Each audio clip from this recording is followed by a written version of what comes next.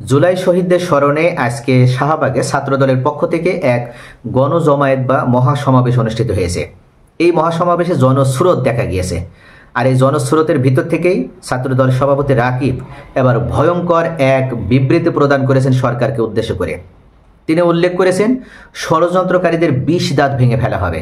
আসলে এই ষড়যন্ত্র কারা, আর এখান থেকে এই সমাবেশ থেকে ছাত্রদল সরকারকে আসলে কি মেসেজ দিতে চাইছে সেই বিষয়টি এখন আমি আপনাদের সামনে আলোচনা করব।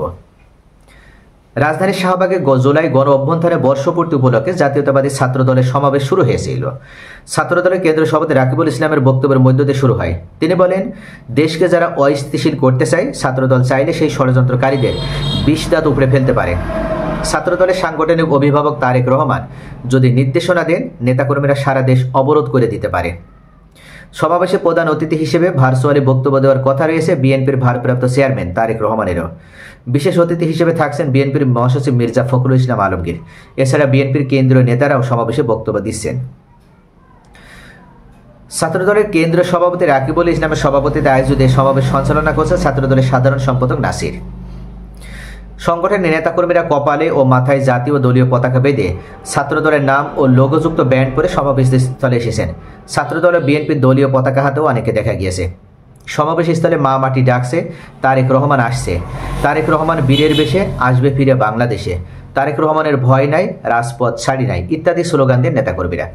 তো প্রিয় ভিউয়ার্স, এই যে ষড়যন্ত্রকারীদের কথা বলা হয়েছে, বিএনপি সবসময় মনে করে, তাদের কেন্দ্রীয় নেতারা মনে করে যে সরকার হয়তো কৌশল অবলম্বন করছে নির্বাচন পেছানোর জন্য। সরকার নির্ধারিত সময়ে যে নির্বাচনের কথা বলেছে, অর্থাৎ বিএনপির পক্ষ থেকে তারা আশাবাদী যে ফেব্রুয়ারিতে, কিন্তু সরকার মনে করে যে এপ্রিলের দিকে নির্বাচন হবে। তবে যখনই হোক না কেন জুন পার হবে না 2026 সালের।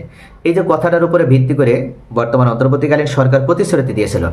বিএনপি মনে করে যে তারা হয়তো এই প্রতিশ্রুতি শেষ মতো রক্ষা করবে না, হয়তো তারা কৌশলে নির্বাচনটিকে পেছাবে, আর নির্বাচন পেছালে এখানে বিএনপিরই ক্ষতি হবে। 5ই আগস্টের পর বিএনপির যথেষ্ট ইমেজ নষ্ট হয়েছে, এমনকি তাদের যে জনপ্রিয়তা ছিল সেই জনপ্রিয়তা ব্যাপক ধস নেমেছে। আর সেখানে বিপুল পরিমাণে জনপ্রিয় দলে পরিণত হয়েছে জামাত ইসলাম। 5ই আগস্টের পর জনগণ দেখেছে, জনগণ রিয়ালাইজ করতে পেরেছে যে জামাত ইসলামের একজন নেতাকর্মীও কোনো ধরনের চাঁদাবাজির সাথে জড়িত নয়, সন্ত্রাসের সাথে জড়িত নয়, একমাত্র তাদের হাতেই দেশটা নিরাপদ।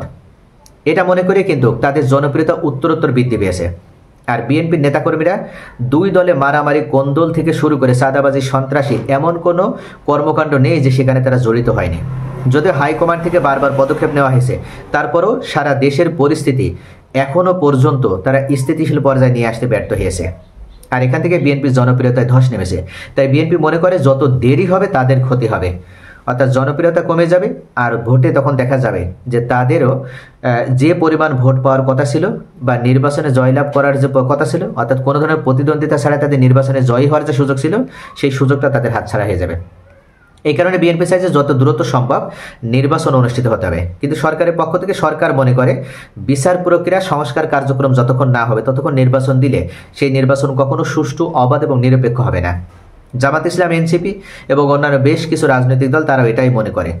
অর্থাৎ এই অন্তর্বর্তীকালীন সরকার থাকা অবস্থায় প্রয়োজনীয় সংস্কার যদি না করা হয়, তাহলে নির্বাচিত সরকার এসে কখনো সংস্কার কার্যক্রমকে সামনের দিকে এগিয়ে নিয়ে যাবে না। তো প্রিয় ভিউয়ার্স, ছাত্রদল তারা যে গণজমায়েত ঘটিয়েছে সেখান থেকে তারা মনে করছে যে অন্তত এখান থেকে সরকার বুঝুক যে বিএনপির চাওয়া পাওয়াকে গুরুত্ব দিয়েই সরকারকে চলতে হবে, নতুবা বিএনপি চাইলেই সারা দেশকে তারা স্থবির করে দিতে পারে অবরোধ আরোপের মাধ্যমে। এটাই মূলত তাদের একটা বড় মেসেজ। এবং রাকিবুল ইসলামের যে বক্তব্য, সেখানেও এই বিষয়টি কিন্তু উঠে এসেছে। প্রিয় ভিউয়ার্স, আপনাদের কি মনে হয় সরকারকে ছাত্রদলের এই গণজমায়েত বা গণসমাবেশ থেকে যে মেসেজ দেওয়া হয়েছে সেটার আলোকে সরকার ফেব্রুয়ারির ভিতরে নির্বাচন দেবে বলে মনে হয়? আপনাদের মূল্যবান মতামত কমেন্টে জানান। সকলে ভালো থাকুন। Thanks for watching.